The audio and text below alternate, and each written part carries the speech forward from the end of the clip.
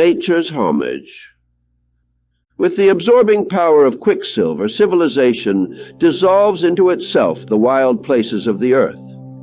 Where great forests once stood, gloomy buildings with high angular chimneys now darken narrow cobbled ways. Natural grandeur has been swallowed up in the sordidness of human construction. Here and there, however, spots may yet be found where man has not intruded, where the sound of axe, the cries of woodmen, and the rumbling of logs have not broken the primeval stillness.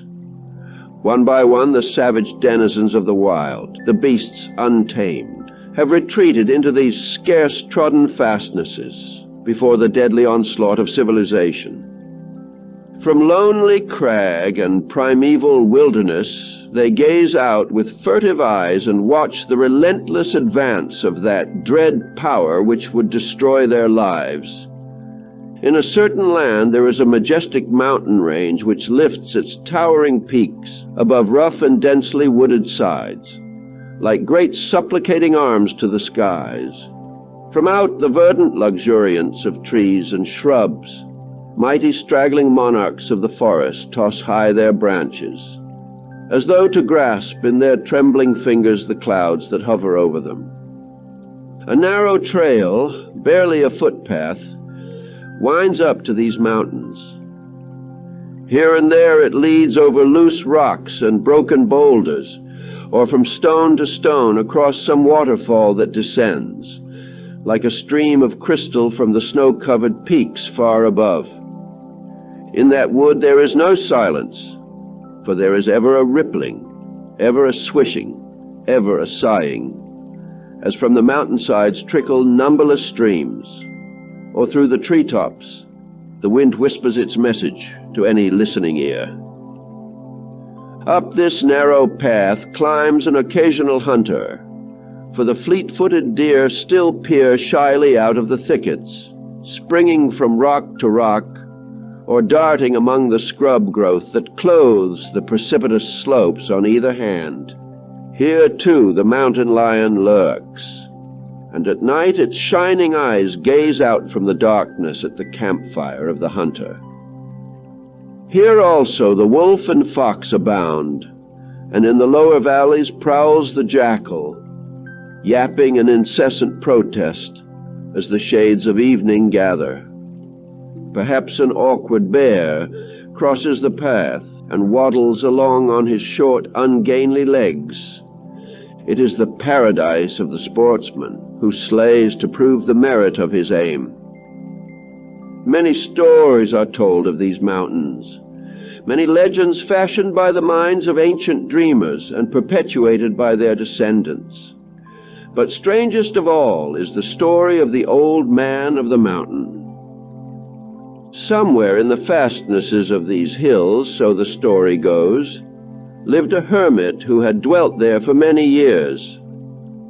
As far back as the oldest hunters could remember, the story was told of how one, tired of the world and its shams, had crept away from the haunts of men to make his domicile among the crags of these mountains, whose lofty peaks seemed to touch the sky.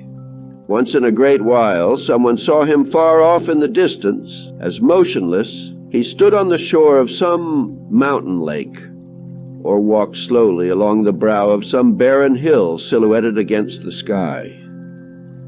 He was known as the Old Man of the Mountain, the hermit of the mighty peaks.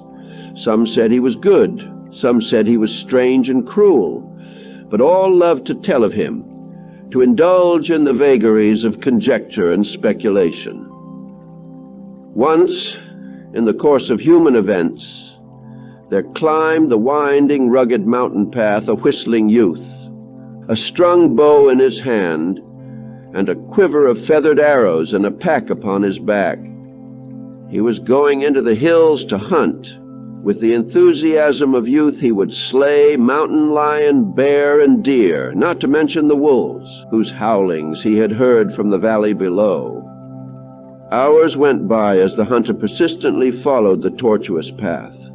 The gloom of evening fell, and still he was far distant from the crest of the lofty hill where little scrub pines appeared in relief against the ever-present cap of snow. The chill of the mountain was in the air. The valley below was long since dark, and tiny twinkling lights revealed the abodes of men. The glow of the dying day still lingered on the mountain peak, and as the youth stood there in the twilight, he was startled by the sound of breaking twigs and swishing branches, caused by the passage of some unseen creature in the thicket.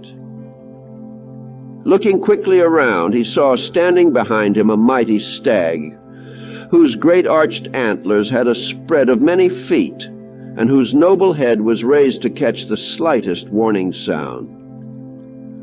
Two large, mild eyes gazed at the youth, who, with the frenzy of the hunter, hurriedly raised his bow, aimed a barbed shaft at the heart of the stag, and with the utmost precision drew it to its head. Just as he was about to release the deadly shaft, a detaining hand was laid upon his arm. The youth started. The bow slipped from his nervous fingers, and he turned in surprise to look into the face of a strange being. As he turned, his amazement grew for such a figure few men have seen. The face bore the marks of great age, and the snowy locks were whiter far than the mountain tops which had existed since the beginning. The figure was that of an old man, draped from head to foot in a cowl of gray cloth. In his hand he carried a great wooden staff cut from the limb of a dead tree. His eyes, however, were the wonder of the picture, two kindly twinkling eyes that registered even the faintest shade of emotion, one moment gleaming with the joy and life of youth, the next dimmed by the tears of sorrow, gazed into the face of the hunter.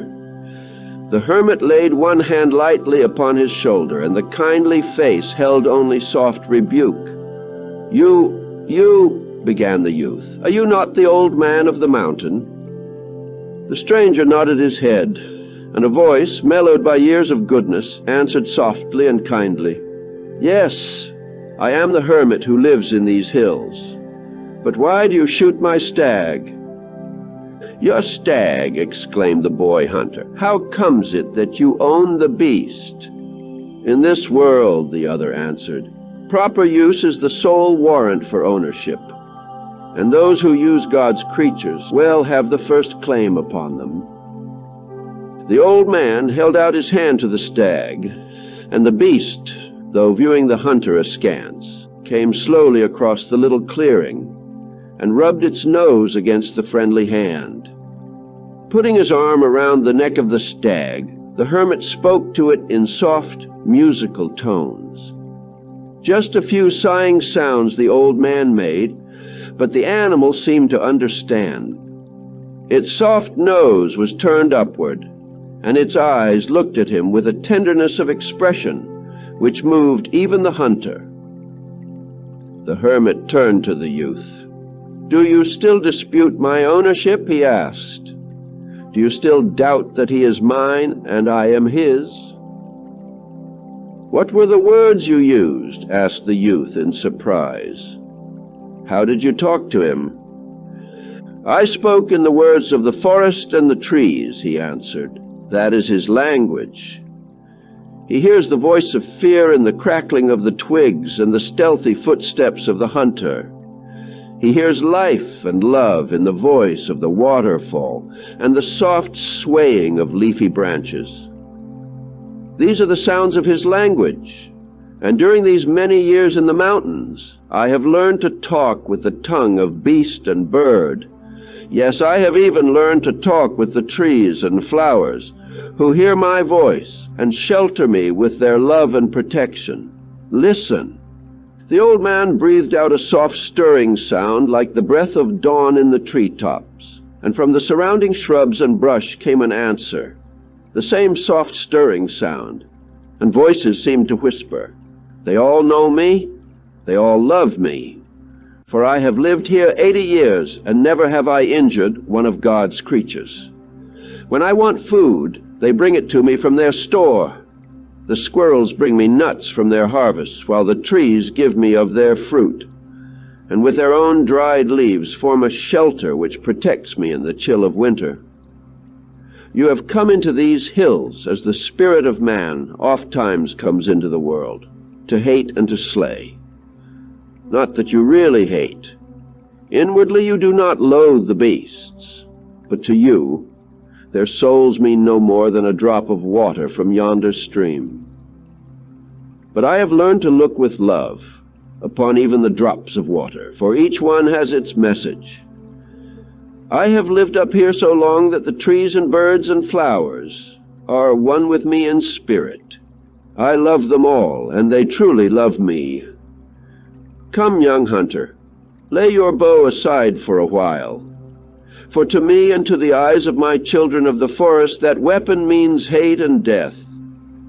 You need not fear. Leave it here, and I will bring you back for it anon. Laying down his bow and quiver, and taking the hand held out to him, the youth accompanied the old man into the depths of the great green forest, now wrapped in evening shades. Massive trunks rose up about them, and falling leaves descended like gentle rain upon them as they passed. Suddenly the old man stopped. "Look," he said.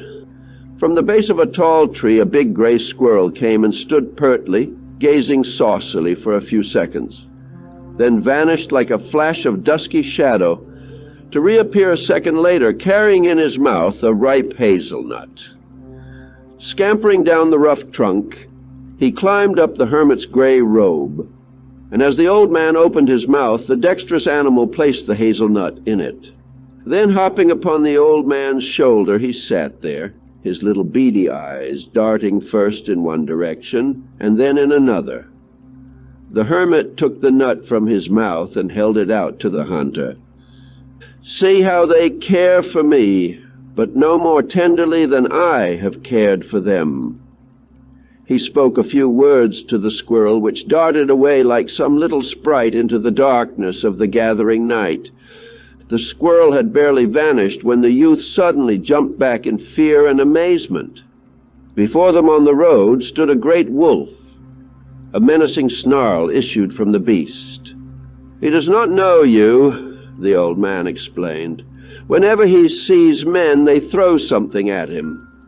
Whenever he meets them, he expects the feathered messengers of torture and death that fly from their bows. Therefore he hates them even as they hate him. But come, you are perfectly safe." Then, stepping up to the wolf and bending slightly, he placed his hand between the beast's teeth. The animal drew back its head and licked the kindly hand. "This," continued the hermit, "has its price. If you essayed this feat, your hand would be the forfeit, and probably your life. But what have you done for the wild creatures that they should so love you?" "I have been true to them. In the cold winter nights I have sheltered their young in my little cabin. I have fed the babies that the hunters left parentless, and in the spring I have released them. Many years ago, a hunter climbed these hills and slew the sire of this wolf. Another destroyed its mother, and 3 little whelps, 3 howling, fighting, spitting handfuls of flesh, were left to my care. I nourished them and guarded them, and they played with my mountain lions and romped about with the bear cubs that I have in my cabin. The springtime came, and they went their way, strong enough to protect themselves. This is one of them. The other 2, perhaps we shall see also, unless the hunters have slain them." They proceeded farther along the path of nature's miracles. The great stag walked behind them, his arched antlers brushing the tree branches as he passed. "Look here," the old man spoke, pointing to a crotch of a tree just a short distance ahead. "In that nest are 4 birdlings. Yesterday an arrow found its mark. There was a flutter of wings, and with a note of agony the mother bird fell to the ground. There was a great whir of wings, and with a sharp cry of rage, the father bird flew straight into the face of the hunter Another wicked shaft, and he too was laid low without even a fighting chance. Now hear the clamor in the tree! The old man climbed upon the broken stump, and from a fork of the dead pine he drew forth a nest, its tiny occupants with their featherless bodies and gaping beaks crying loudly, "I shall take these too with me to my cabin, and drop by drop I shall feed them as long ago I learned to do. Their mother and father are gone, slain by one of my race. But among the beasts and birds I have tried to redeem my people and to prove to them that a generous spirit still dwells in the heart of man."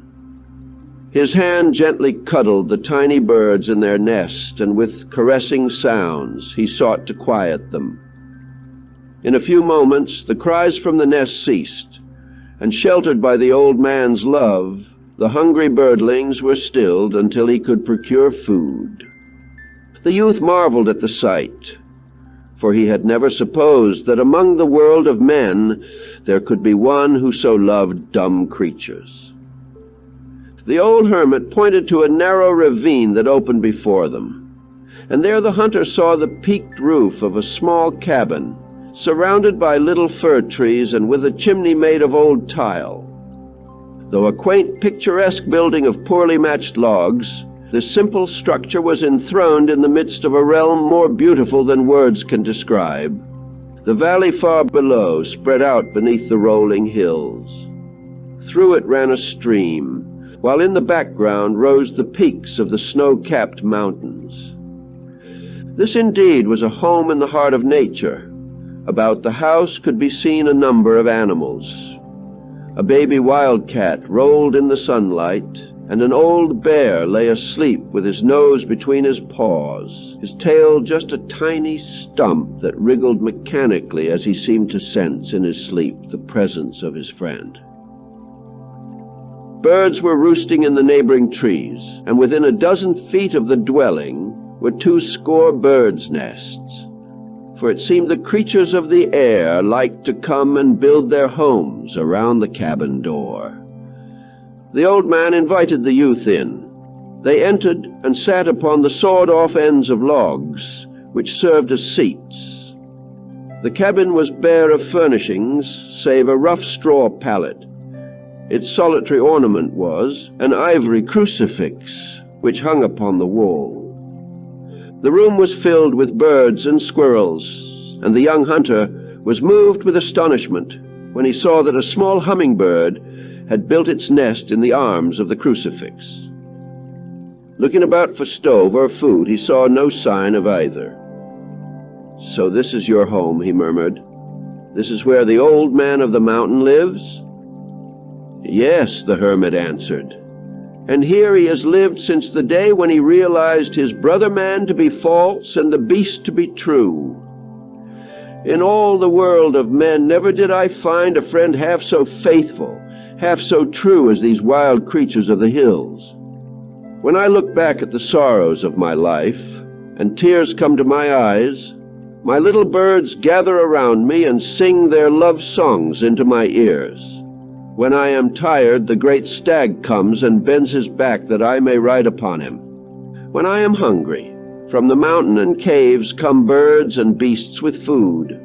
I have given up the world of human affairs to serve the things which man abuses, the things to which he has been false. These birds, these little creatures that play around my door, even the wolves, the foxes, and the mountain lions, they are my brothers and I, their father and elder brother. I ease the wounds made by heartless hunters, and the animals know that while I live in these hills, they have one friend in the world of men who will never be untrue. All the time that I have dwelt here, I have never spoken one harsh word to either beast or bird, and they serve me with perfect faith and perfect trust." A strange emotion filled the breast of the hunter. "No more will I hunt," he cried, "for I have seen the life and love and light in the souls of these beasts. I also will be true to them." "That is well," said the old man slowly, and he extended his hand. "Brother, I'm proud that you have seen the light which someday shall take from the world the karmic curse that rests upon all who slay their brothers. But night is falling in the mountains. In the air I hear the cries of the bears and lions. I hear the piteous wails of the dying, and I must go my way. So I will now take you back again to where I met you. I'm an old man, and I have not much longer to stay here. But when I am gone, will you be true to the beasts whom I have loved and guarded, and who have loved me so well in return?" "Yes," answered the youth with vehemence. "To me also the world has ever been an empty place, and I will fill that emptiness with the same thing with which you have filled yours. If you're called, I promise that I will come and live in your little hut, and go about as you do, serving the beasts." The hermit stood for a few seconds, dimly visible in his soft gray gown, while the youth, guided by the light of the waning moon, descended the winding path to the world that lay below. 4 years passed before the youth again went up into the mountains. 4 years of sunshine and of rain. 4 years that changed the affairs of men, but left the mountains just the same, save that the tightening band of civilization had ever crowded in closer and closer. The green grass, the lofty pines, and the wide expanse of glistening snow apparently had not changed at all. As the sun rose one morning, a strange scene confronted the eyes of the residents of those hills and valleys. Over the mountain there hung a great gray cloud with a million twisting, ever-changing convolutions. The whole atmosphere was hushed and still. A leaden silence hung over the face of nature. Hunters and trappers whispered that never before in all the years they had lived among the hills had they witnessed such an awesome sight. As the day wore on, the dark cloud deepened. A low moan broke out of the heavens, a sound that rose and fell with the passing of the wind, like the sigh of the dying. Each tree seemed to pick it up and to carry its echoes onward through leaves and branches. Every shrub and bush seemed to bow its head, while the arms of the lofty pines drooped inert in the steely light. From the rocks there issued a muffled groan. Boulders and masses of earth became thundering avalanches, while the snow upon the crest turned gray. Everything seemed to hang in suspense during nature's agitation. That day the youth was impelled again to climb the mountain, winding in and out along the narrow path and following intuitional guidance. He reached the point at length where the valley began and the mountain peaks parted. There among the rocks, half hidden by the overhanging darkness, stood the little cabin as he had seen it before. But now all seemed changed. He shrank back in wonderment, for out of the mountains, out of the very earth itself, out of the skies and out of the river that flowed by the door, a great stream was coming, a stream of living creatures. Stately stags and meek-eyed does, accompanied by their young, moved through the forest in silent majesty. Great lumbering bears came also, not one but many. The air was filled with the droning of the flying birds, and even the steely light was darkened by the multitude of wings. From the forest came the wolves and foxes. In the little pool by the cabin door, vari-colored fish gathered, swimming to and fro in such numbers that the water seemed one living mass. Then it seemed that the heads of the pine trees were bowed, their branches bent low, and from the mountain tops a great cloud of leaves and fine pine needles fell like the patter of rain upon the cabin. All nature was united in a strange, sad song. The very earth itself seemed to join in the solemn dirge. With mingled wonder and fear, the youth crept to the cabin door and gazed within. There on his pallet of straw lay the still form of the old man of the mountain. his hands folded upon his breast, his white beard spread upon his cowl, his eyes closed in one last long sleep. Without entering, the youth knew the tragic truth. The hermit was dead. At the foot of the rough wooden pallet stood the great arching antlered stag, his head depressed so that his nose rested on the edge of the couch. In the hollow of the old man's arms sat the gray squirrel, trying to force a hazelnut between the cold white lips. Uttering shrill cries, little birds circled around his head, and like some menacing watchdog, the great wolf lay before the body of the one he loved. The soft scent of the forest came in through the open door, for the door of the old cabin was never closed. Baby birds in their forest nests called for the hand which could feed them no more.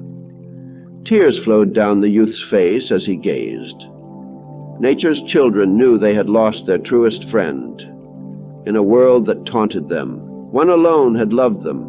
In a world that hated and thoughtlessly robbed them of their right to live, they had found one who understood them. And now the cold finger of death had closed his eyes, and the chilly voice of the mountain peaks had whispered in his ear. To whom could they turn now when their friend was dead? No longer would there be a sweet voice to assuage the wounds inflicted by the rude hand of the huntsman. The beasts seemed to know this and were sad. For a few seconds the youth stood motionless, unable to take his eyes from the scene. A great something welled up in his soul, and he remembered the promise he had made, his promise to be true to these furred and feathered friends. He passed slowly through the cabin door. The great wolf looked at him but did not move. Just a low howl like a groan of desperation broke from the throat of the beast. As he touched the still form of the hermit, the squirrel raised its eyes, beady bright eyes like sparks of fire, and two tiny paws reached out to cover the face of the master he had loved. The youth stroked the creature as in a mute gesture of protection. It stretched its own tiny body upon that of the dead. Biting his lip to check the pain of his soul, the hunter of the days gone by stepped to the door of the cabin and looked out. He started back in sheer amazement. Such a sight as met his gaze had never before confronted man, nor probably ever will again. In every direction, as far as the eye could reach, the mountains and valleys were teeming with life. It seemed as though every denizen of the wilds had gathered in solemn conclave.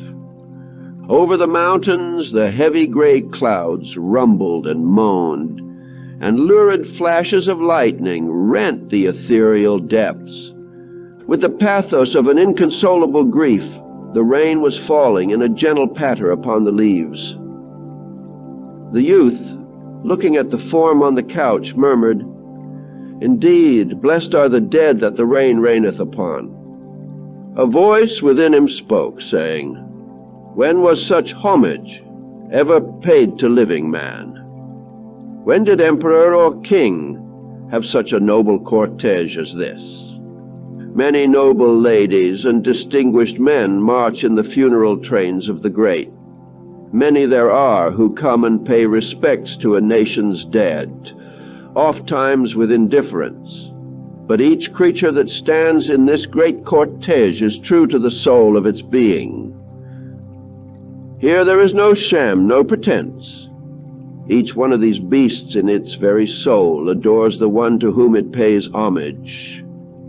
Each of these little furred and feathered folk would gladly die for that one. Each tree and stone would give of its fleeting life the fullest and the utmost. When man has a friend among the beasts and birds, that man is good, for there is no guile in their lives, no subtleness in their adoration. Overcome, the youth sank upon his knees and gazed out at that endless stream of dumb creatures, whose sorrowing eyes, lowered heads, and drooping bodies expressed the emotions of their souls. The great trees, even the blades of grass, bent their heads, for the one who had loved them all had gone forever. "This is my task," murmured the youth, "and I will fulfill it." What greater testimonial of the depth of the hermit's sincerity than that such a circle of affection should attend him? "I will return to the valley no more. I will stay and serve these beasts and birds as did the old man of the mountains." Though the shades of night fell over the mountains, they were alight that night with 1,000,000 fires upon 1,000,000 sacrificial altars, and the eyes of the silent watchers, stretching in endless rows, gleamed like coals of fire in the darkness. Next morning, when the sun rose, a new hermit was living in the mountains. Under a cross of rocks, the body of the older hermit had been laid to rest, while his spirit interceded before a greater throne for the beast that he had loved. The gray cowl was worn by another, the great staff now strengthened another's hand. So as the years sped by, in his love for nature, the one who once had slain now nursed the wounds that he had made. The birds and beasts learned to know him also, and soon they gathered around his door to whisper their secrets and confide their love. Some there were who gradually forgot the friend who had gone, but loved him anew in the one he had awakened. Down in the village, none knew what had happened. They did not realize that the hermit of the pines was dead, for still his gray-cowled figure wandered among the hills. They still were wont to say, "How is it that man should be willing to live with beasts?" The old hermit had known the secret. The younger one was fast learning it. And so, as the legend says, to this day in the heart of those hills there lives an insane old man, broken by some earthly sorrow, who has given up the benefits of human affection to live in the mountains like a beast.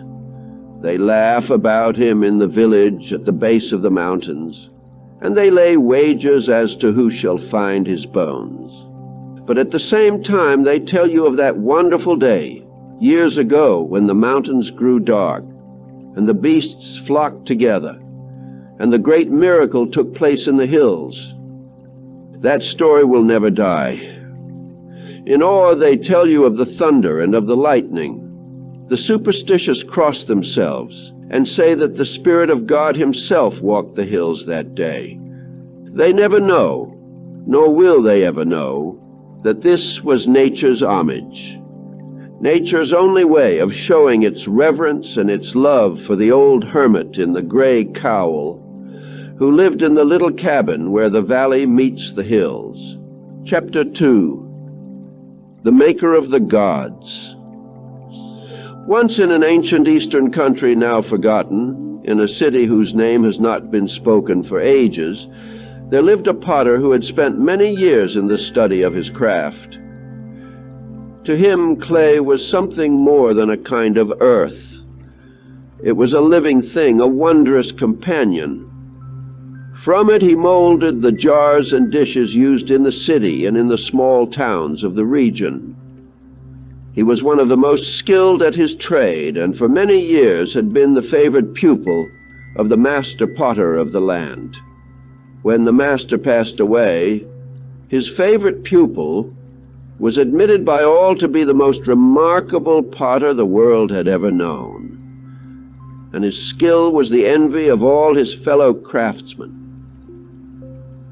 On the potter's wheel he molded strange shapes and beautiful forms of clay, and baked them in the little kiln in his shop.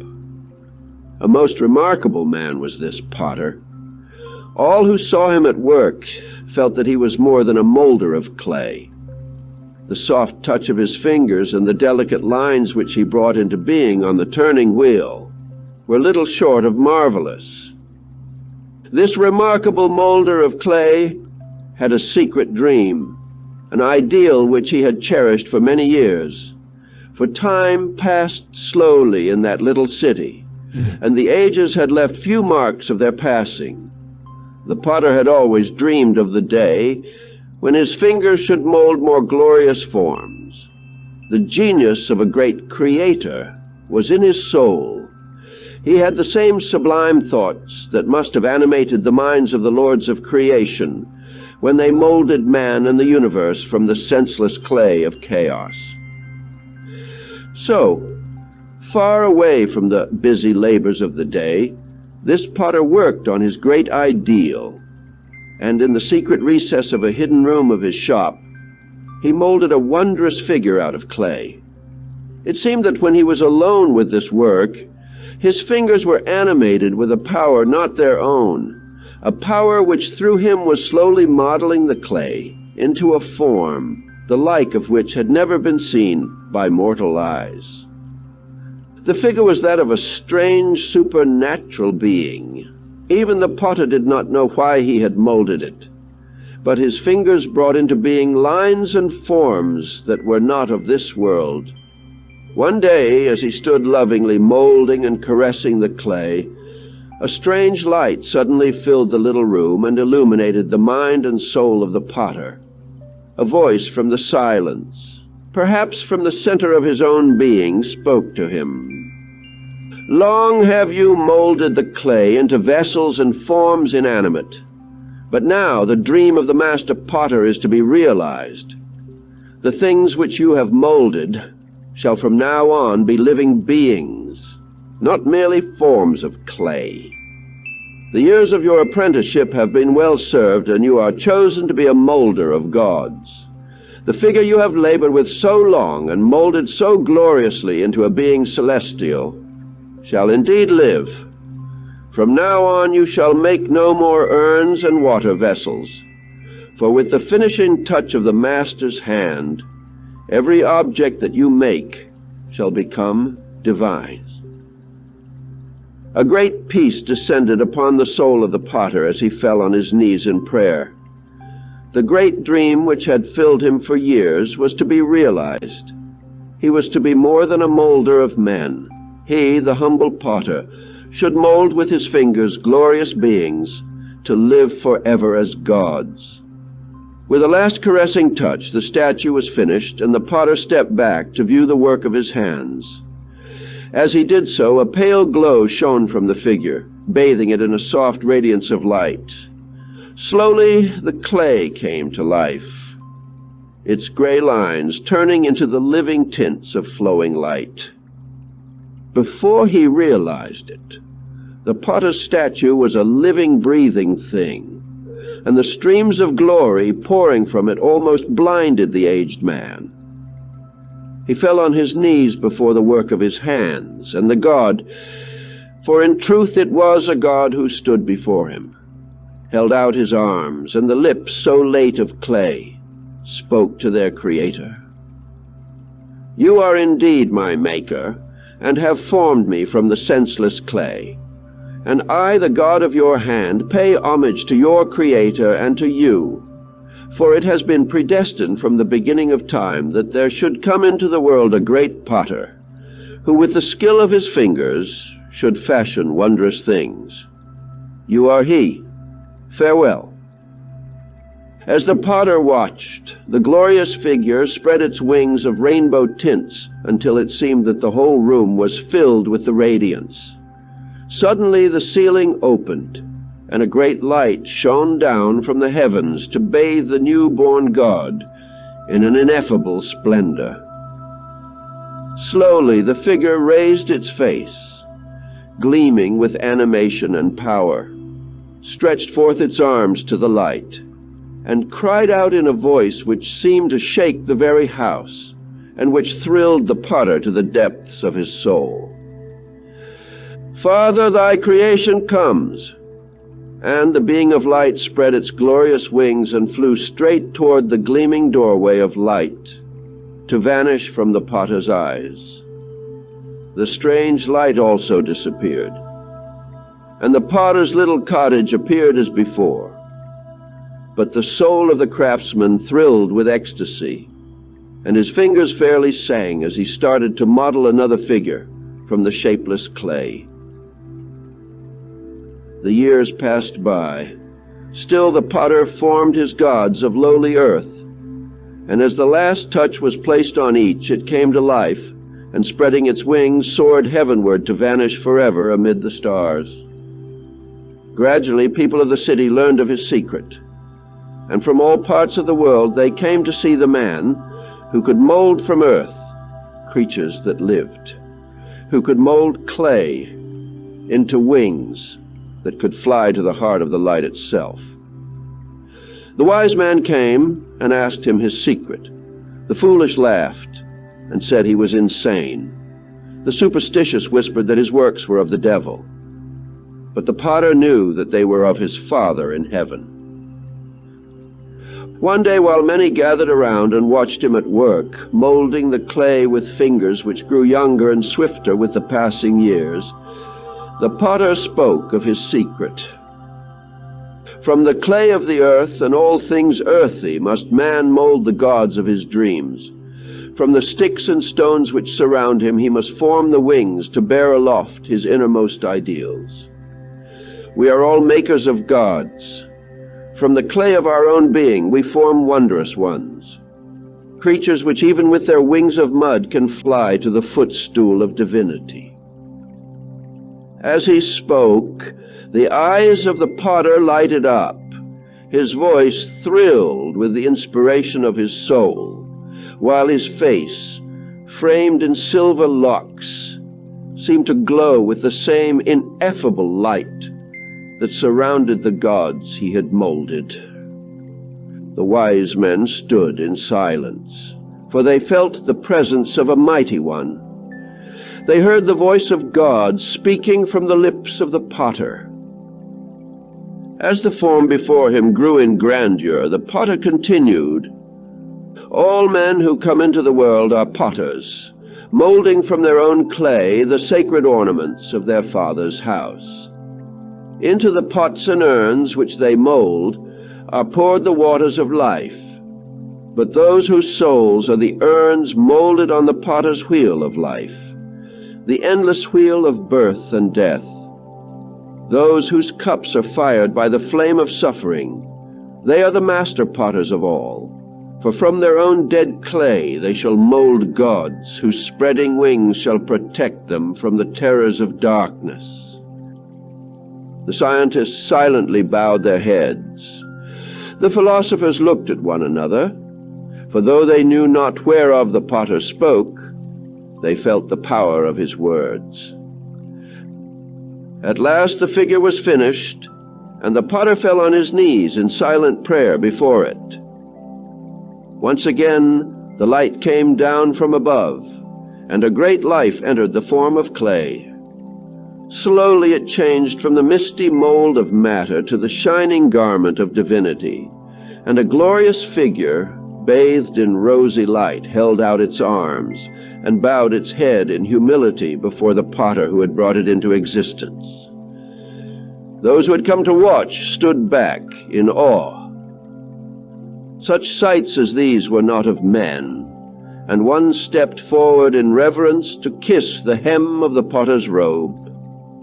The living statue raised its fingers once more to the light, and the soft flutter of its wings seemed to whisper with the voice of angels. "Yonder is the way of light.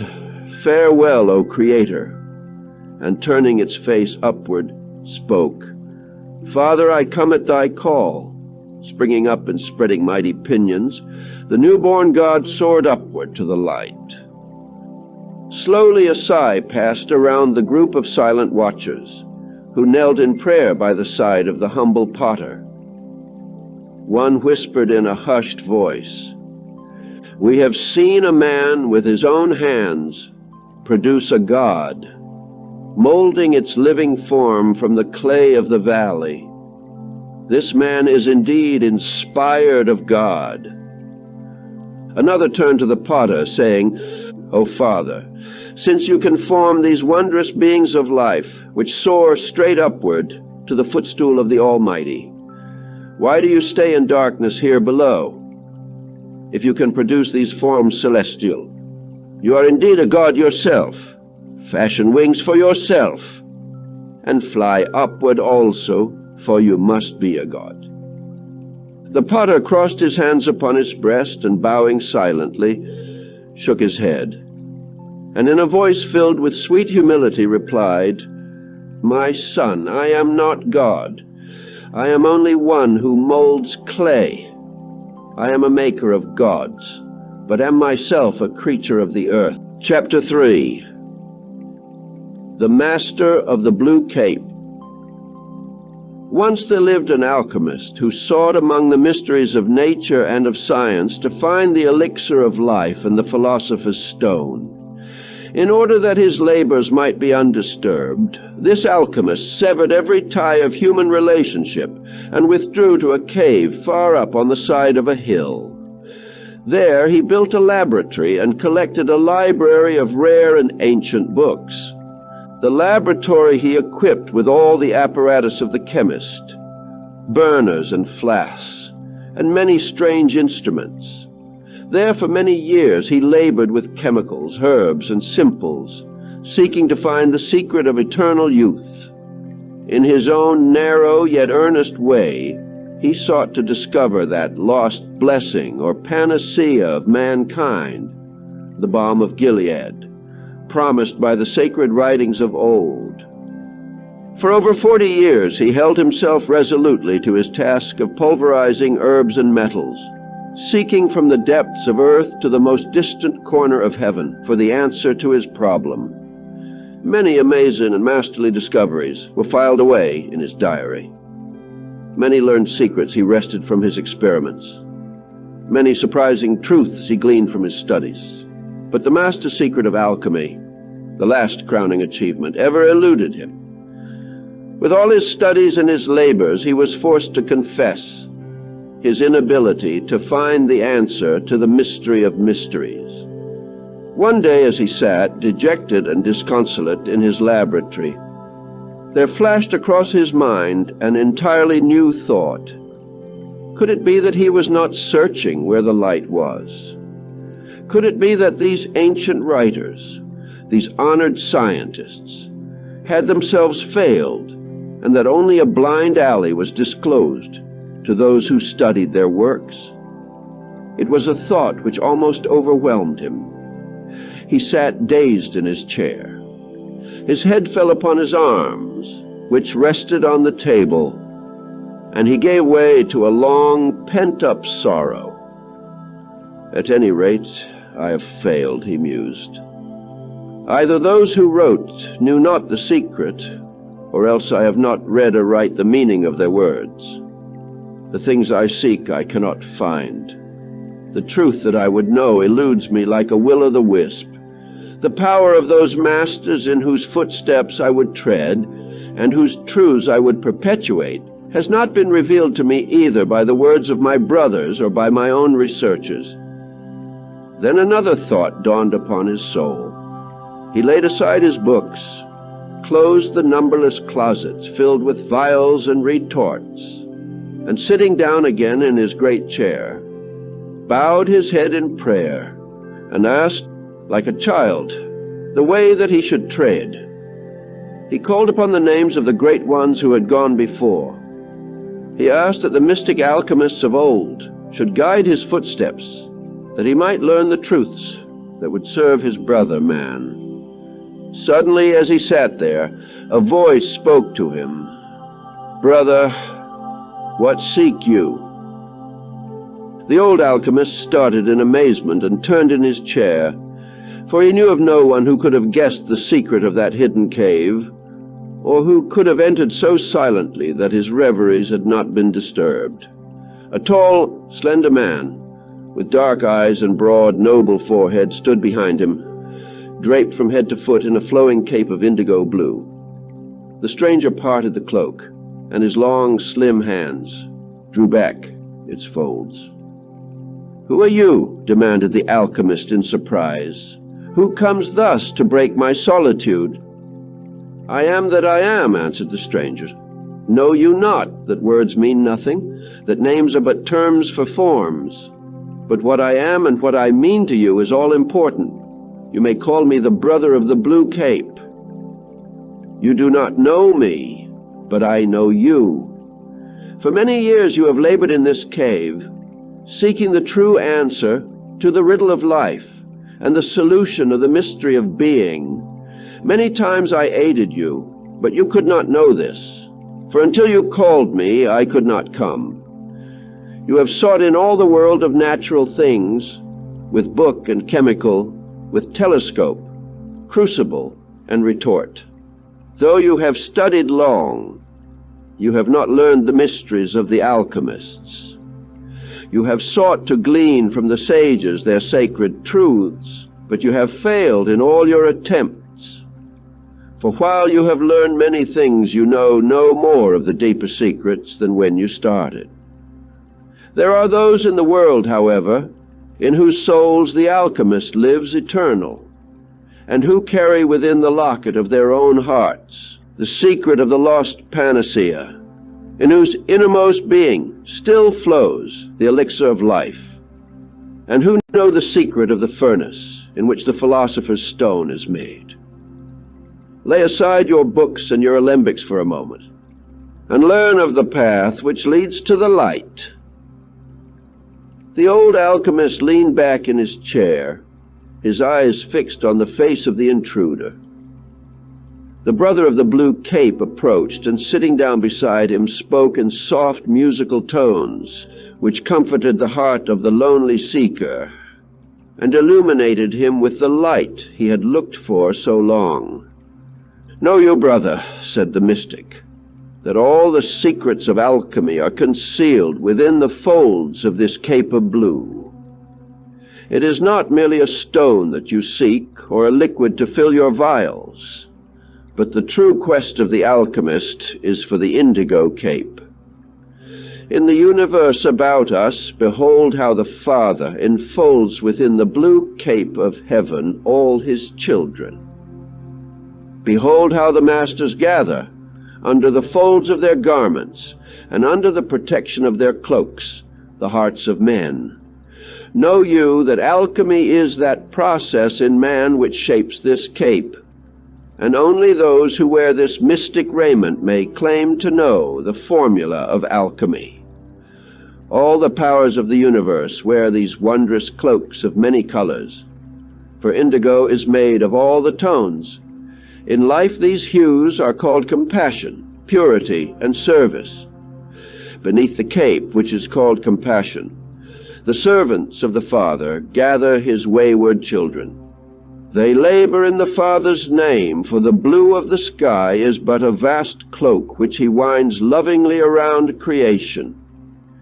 It is this cloak which each must weave as a living vesture that brings with its completion the realization of truth. All the masters wear capes.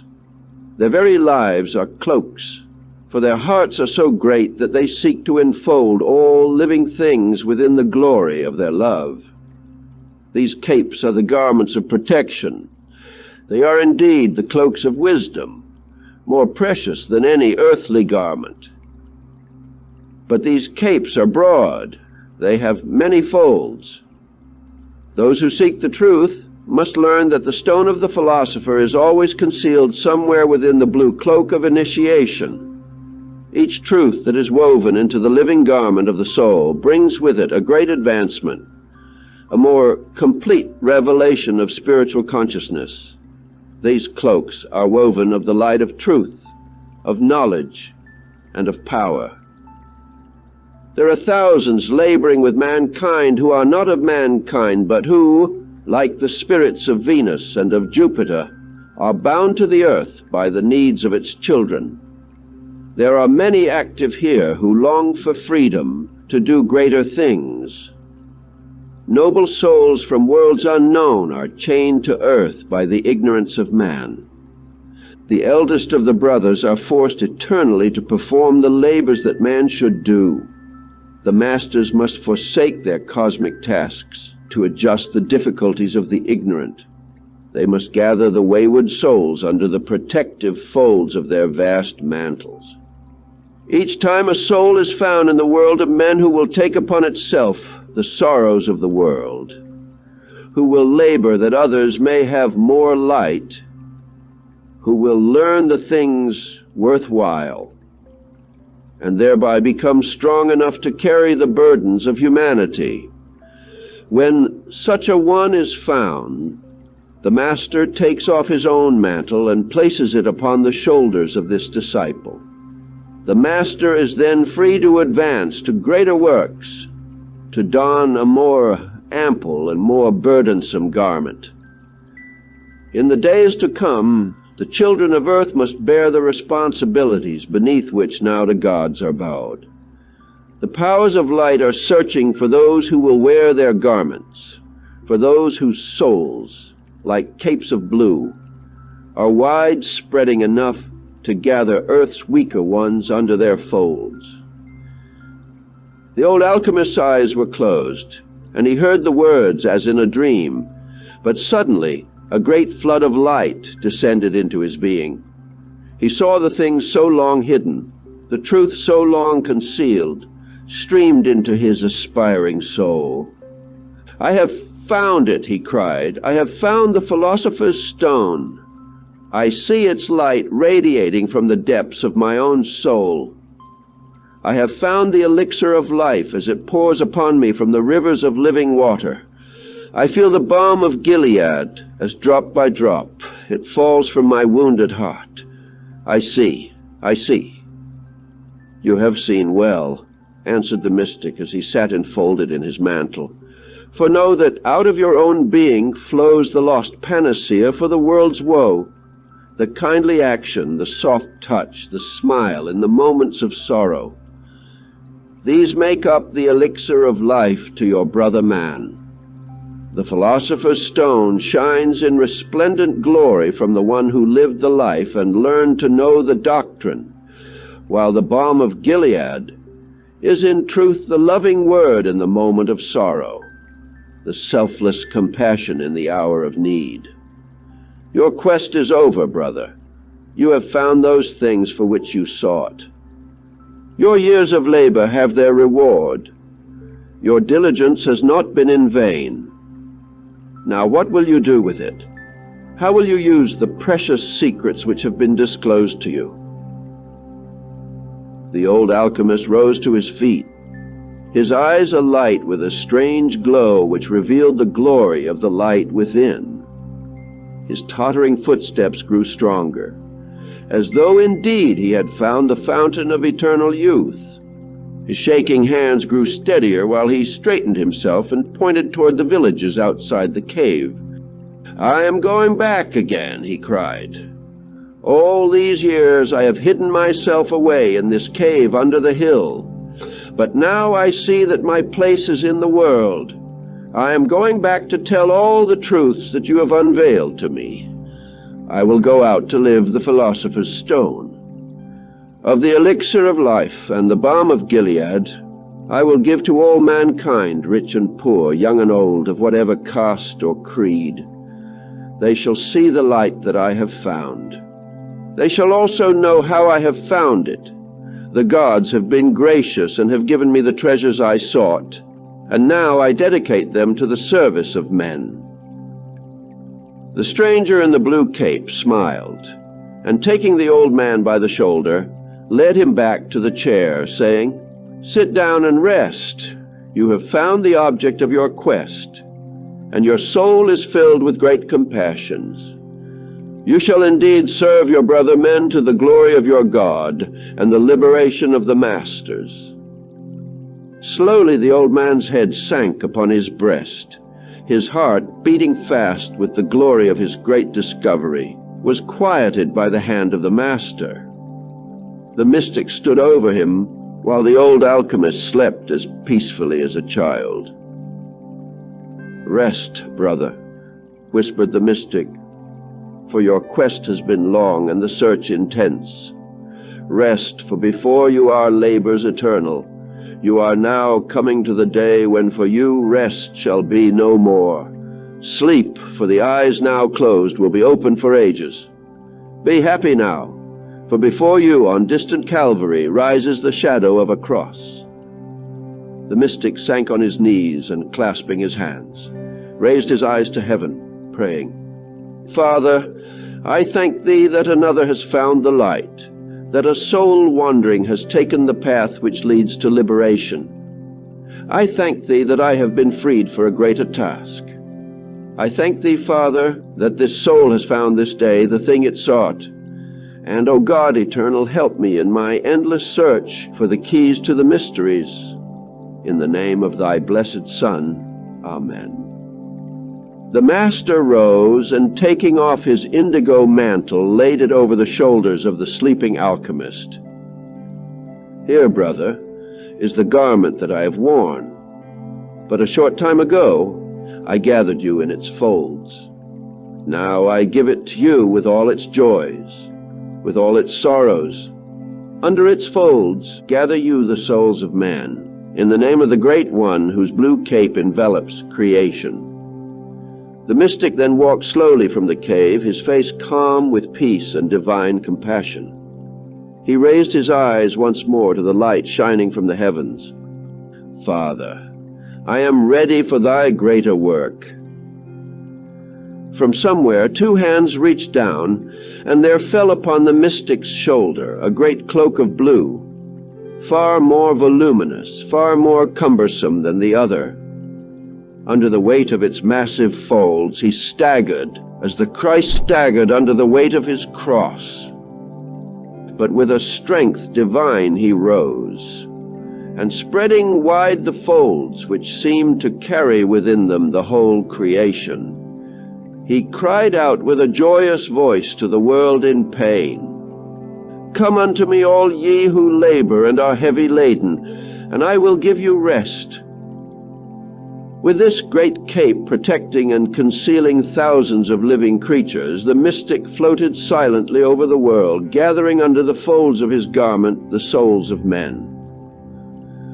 The alchemist had taken the lesser task and freed the Master for a greater. When the alchemist awoke, he could discern no garment of blue, but his soul, awakened by its vision, had become invested with the indigo cape of compassion, which forever enfolds the sorrows of the world. Chapter 4. The Face of Christ. When Christianity was young and the disciples of the Master still walked the earth, there was once a beautiful soul who dedicated his life to the search for the face of Christ. One night, while lying in the stone cell where he had been cast by the pagan emperors, his spirit broken and his mind reeling with uncertainty, a wondrous vision appeared to this yearning one who for so many years had been sickened by the world's woe. On the blank wall of his cell a great light appeared, and in its center gleamed the face of Christ, surrounded by a golden halo of glory. On the Master's brow was the wreath of thorns, and his great eyes, though filled with mortal agony, shone with divine compassion.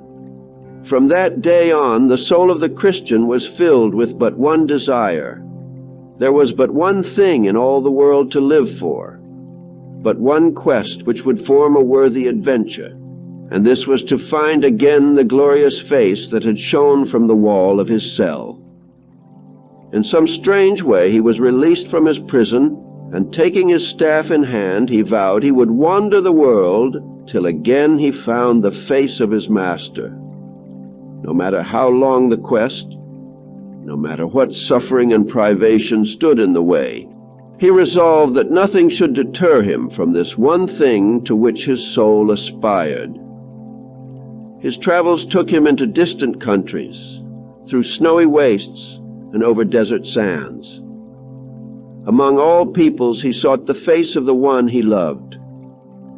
One day, while wandering in a distant land, he heard of a wise one, who, it was said, lived in a hut made of the leaves of trees, by the side of a great cliff at whose base a mountain stream ran to the sea. After many days' search in a strange and broken country, where it seemed that the gods of creation had hurled great rocks at the demons of darkness, the wanderer found the hut.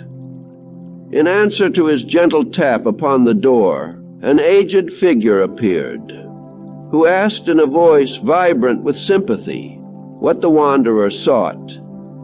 The Christian, hungry for the kindness and sympathy so long denied him, poured out from his heart to the kindly ears of the aged one his tale of anguish and disappointment. "My child," answered the aged one to the question so often asked, "you seek to find the face of your master. You seek to know where they have laid the Christ. For when they went to his tomb, they found it empty." "You are right, my son. He has not gone far away. He is near, and if you know where to seek truth, you shall find him and know his ways. Here is a vial. In it is a mystic fluid which was prepared by the Essenes, the holy men of Mount Tabor. It is called the drink of the gods. If you but taste it, to you it shall be given to find the thing you seek." He handed the vial to the lonely pilgrim, who with an expression of gratitude accepted it. But the philosopher raised his hand in warning. "Wait. One other thing you must know, one thing you must promise, before it shall be given you to drink of this mystic draught. In whatever you see the face reflected, that you must serve. To that you must make some sacrifice or give something that is precious to you." "That will I gladly," cried the hungry soul as he knelt to receive the aged philosopher's blessing.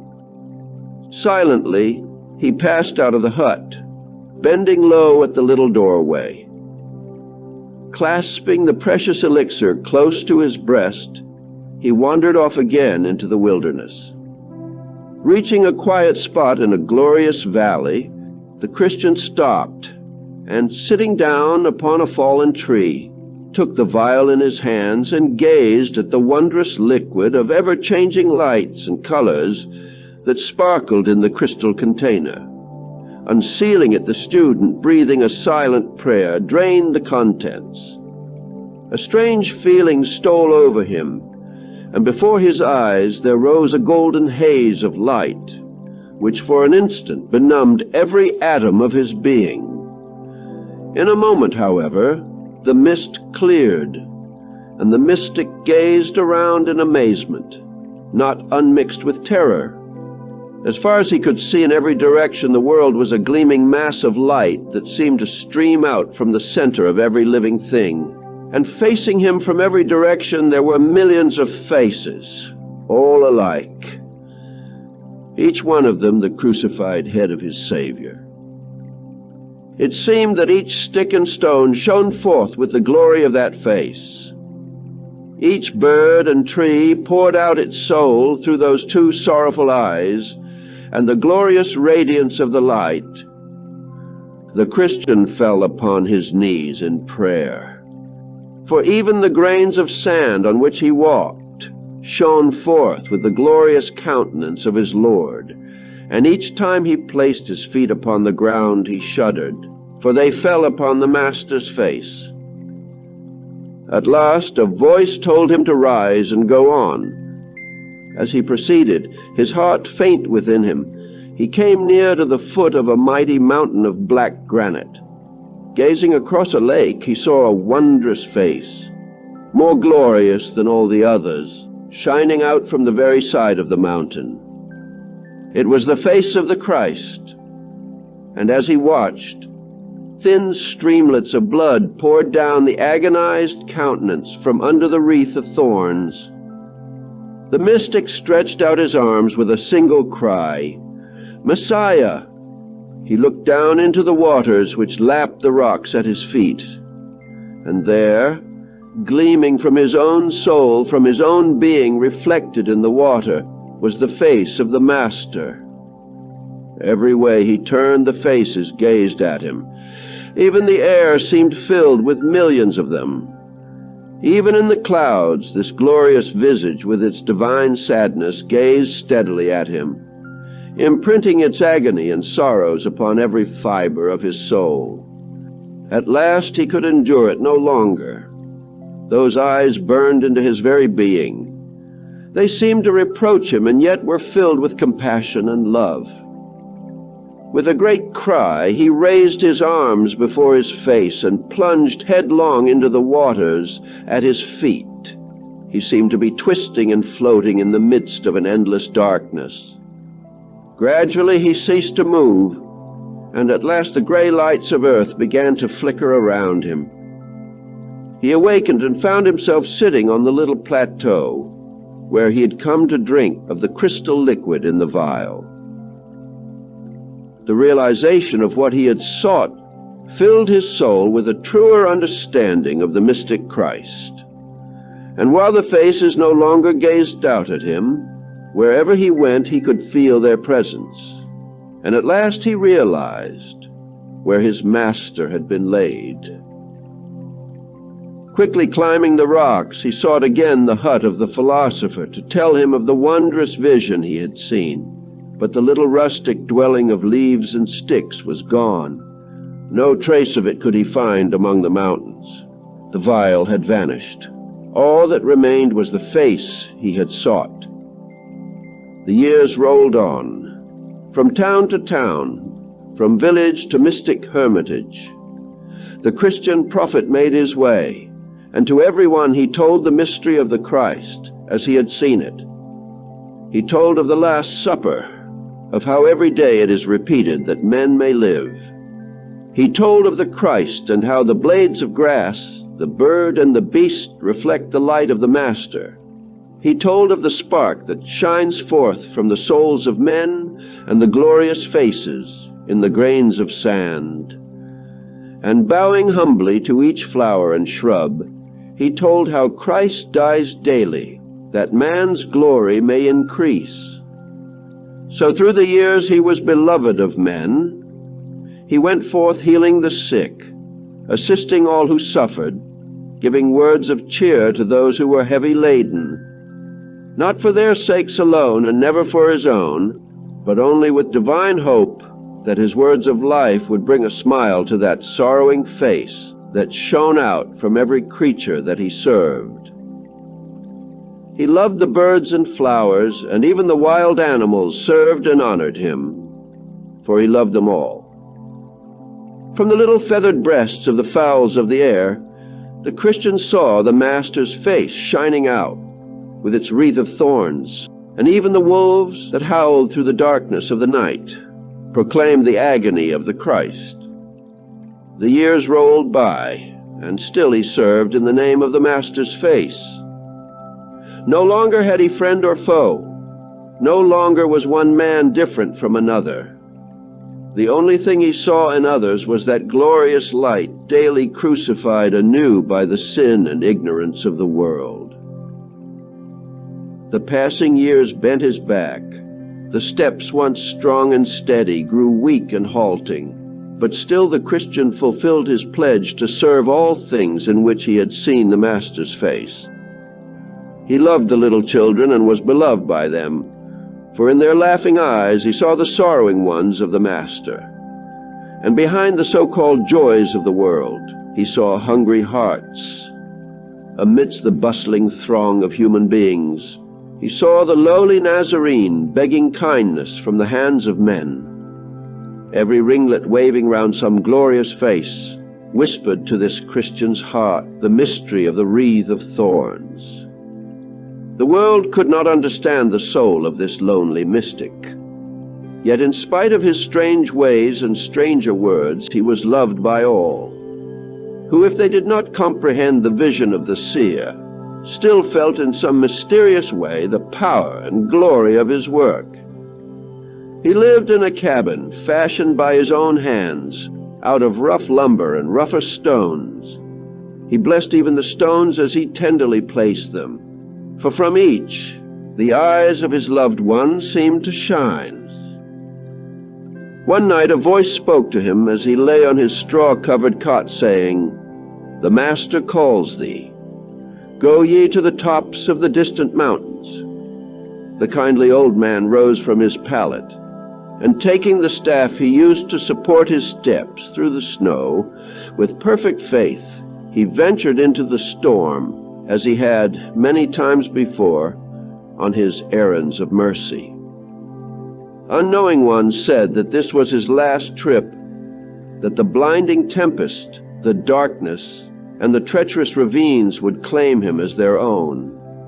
But the seer knew otherwise, for though the storm burst among the mountains, and rocks overburdened by the snows were hurled headlong from the heights, the stones refused to fall on one who loved them all so well, and the darkness of the night was lighted by little gleaming sparks, that he might know his way. The wild creatures of the woods came forth and guided him, and as he wandered through the darkness of the blizzard, he raised his eyes to heaven, saying, "Father, why dost thou so protect me?" And the answer came, "I do not. The love that thou hast given forth serves thee in thine extremity." Once again the aged Christian stood as he had that momentous night, when first he drank the mystic potion from the vial the philosopher had given him. The rocks and snow gleamed again with the glory of their Lord, their radiance softened by the divine face he had served so long among men. But now the wreath of thorns was gone. It was no longer the face of agony, but one of divine peace and benediction. "O Master," cried the old man in ecstasy, "have I helped to bring to thy face this smile?" And as far as the light could go, the millions of faces nodded in reply. The old Christian sank upon his knees, crying, "O Father, I thank thee, for indeed my life has not been in vain. My labors have had their reward. No greater than this could any man desire, for I have seen my Messiah smile." Then the great blizzard, so long hanging over the mountains, burst upon the lonely traveler, beating him with swirling sheets of snow and stinging hail, which, striking the rocks, broke and scattered like pebbles about him. For a little way the solitary figure struggled against the elements, but at last sank by the wayside. As he gazed out at the falling snowflakes, he clasped his hands in prayer, for each glistening particle had turned into a shining face, and he was being buried, as it were, in a mantle made of the loving eyes of the Master he had served. Suddenly a great hush fell over the mountains, and out of the heart of the storm appeared a celestial white-robed figure, with hands stretched forth to bring peace to the world. Slowly the faces vanished from the wood and stones, and the light gathered around the single stranger who was coming through the night. With a cry of divine joy, the aged Christian staggered to his feet, and half falling, half running, with hands outstretched, rushed towards the approaching figure. At last the glory of his work was crowned, for the wondrous form walking towards him was that of the Christ he so long had served. Heeding not the rough stones, he fell on his knees amidst the driving snow before the Christ, and clasping the hem of his garment, kissed it. Without a word the glorious figure stooped, and lifting in his arms the form broken with age as though it were but a child, he carried it slowly away, over the mountains and the valleys into the skies themselves. The wanderer had come home. He lay down in his Father's house to sleep, conscious of the great compassion which he knew reached out to all creation. As he closed his eyes, he saw that the Master he had loved so well was still regarding him with divine tenderness. The next day, when the storm had abated, the people of the village went out to search for the mystic they had loved, for they knew that he lay somewhere in the wilderness of snow. They found his staff and the little package of herbs that he carried, but of him there was no sign. Sadly they shook their heads and pointed to the great ravines, the steep precipices and rushing waters beneath, for they did not know that the old man was at last one with the face that he had sought. Chapter 5. The Guardian of the Light. Once in a little town, whose name is no longer remembered, there lived a lonely one who had wandered in many lands searching for the answer to the riddle of life. He had prayed again and again to be entrusted with that light, which alone can dispel the shadows from the hearts of men. He had asked to be tried, to have the opportunity to prove his worth before his God and his fellow men. But the passing years left his soul in darkness, and the truths his spirit longed to know forever eluded his search. It chanced that on a certain evening he wandered far away from the little home in the valley, on the outskirts of the nameless village where he had taken up his abode. Above that valley, mighty mountains raised their lofty peaks to pierce the deep blue of the sky. Looking up, he was amazed to see a little star of light shining out clearly from the highest point of the snow-capped range. At the same instant, a voice within whispered to climb to the summit of the lofty peak. It told him that this little flame, which flickered through the eventide, was the light that he had sought in his pilgrimage through the world below. While he gazed upward, his heart grew faint within him, for great cliffs rose steeply from the valley. Not even a bird could find space to build a nest on their precipitous walls. The tops of the mountains were white with a snow which never melted. Chilly glaciers glistened like precious stones, even when the valley below was parched and withered by the heated winds of summer. The pilgrim determined to ascend the mountain, and hour after hour trudged along, his eyes fixed on the little light above. Drawing close to the foot of the cliffs, he discovered, to his great joy, that a tiny path led up around the rocks, a twisting byway which could not be seen from below, and which might never have been found had he not first resolved to climb the sheer precipices at any cost. Picking up a dead branch for a staff, the pilgrim mounted slowly this broken path, around jagged rocks and over heaps of earth where the rains had caused the disintegrating cliffs to collapse upon the road. He soon realized that he was leaving the little village far below. The distant lights of the hamlet gleamed brightly in the darkness, while the purple shadows concealed in their misty depths the world he had known. While climbing, the wanderer kept looking to the top of the peak, where the lonely little light shone ever more brightly as he drew nearer to its gleaming heart. That the glowing spark would burn there was in itself a miracle, and the pilgrim could not help wondering what could be the source of the light, and what purpose it served. Surely, he reasoned, that is not a fire, nor can it shine from the window of a house. For no one can live on the top of this mountain with nothing but ice and snow and the chilly blasts of eternal winter. It is too lonely, too cold, too desolate. Yet the beam is there. He rubbed his eyes. Can this be some trick of the imagination, he asked himself, looking again. Still it shone.